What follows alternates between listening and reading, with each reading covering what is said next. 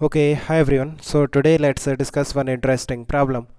So it says water flows through the tube shown in figure. The areas of cross section of the wide and the narrow portions of the tube are 5 centimeter square and 2 centimeter square respectively. The rate of flow of water through the tube is 500 centimeter cube per second. Find the difference of mercury levels in the U tube. Fine. So देखो इस तरह से हमें diagram दे रखा है. Let's say ये जो cross section है, this is cross section 1 and this is cross section 2. And जो पैरामीटर्स है लाइक यहाँ पे जो क्रॉस सेक्शनल एरिया है दैट इज़ A1, जो स्पीड ऑफ वाटर है यहाँ पे दैट इज़ V1 एंड जो प्रेशर है दैट इज़ P1. सिमिलरली यहाँ पे देखो cross sectional area A2, speed of water V2 and pressure P2. Now if I use Bernoulli's equation between the two cross section, then P1 plus rho g H1 plus half of rho into V1 square, that should be equal to P2 plus rho g H2 plus half of rho into V2 square. Now ये जो pipe है, ये जो tube है, ये एक horizontal pipe है, right. It means जो क्रॉस सेक्शन 1 है एंड क्रॉस सेक्शन 2 है उनका जो लेवल है वो सेम होगा. सो वी कैन से जो हाइट है क्रॉस सेक्शन 1 का एंड क्रॉस सेक्शन 2 का that will be same.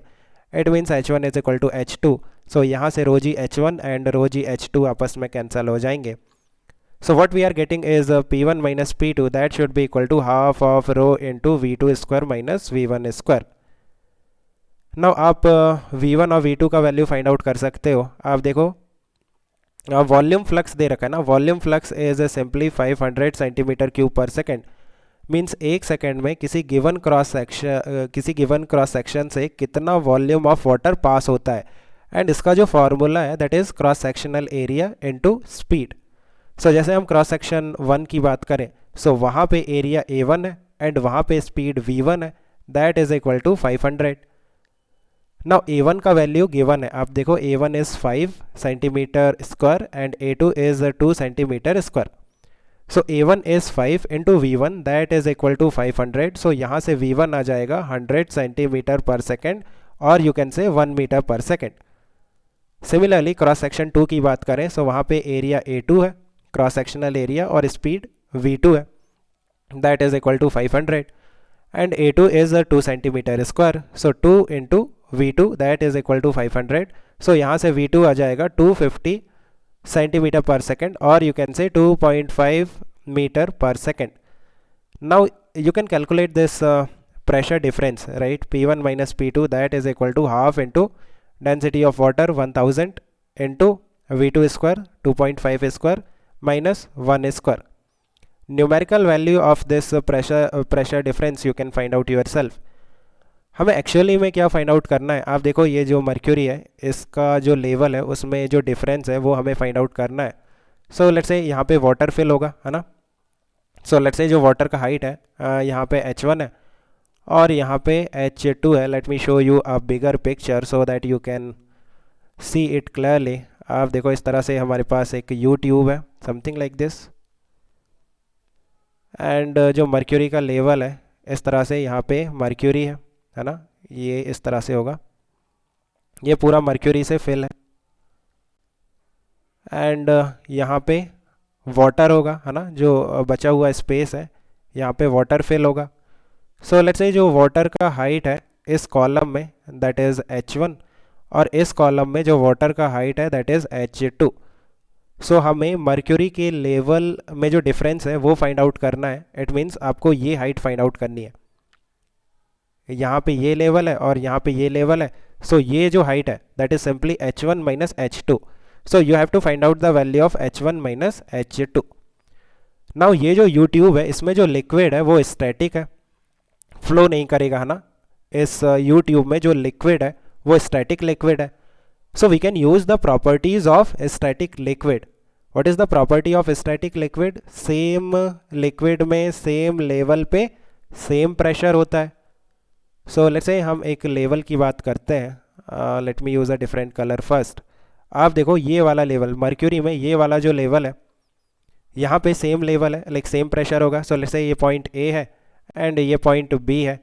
Then pressure at point A that should be equal to pressure at point B.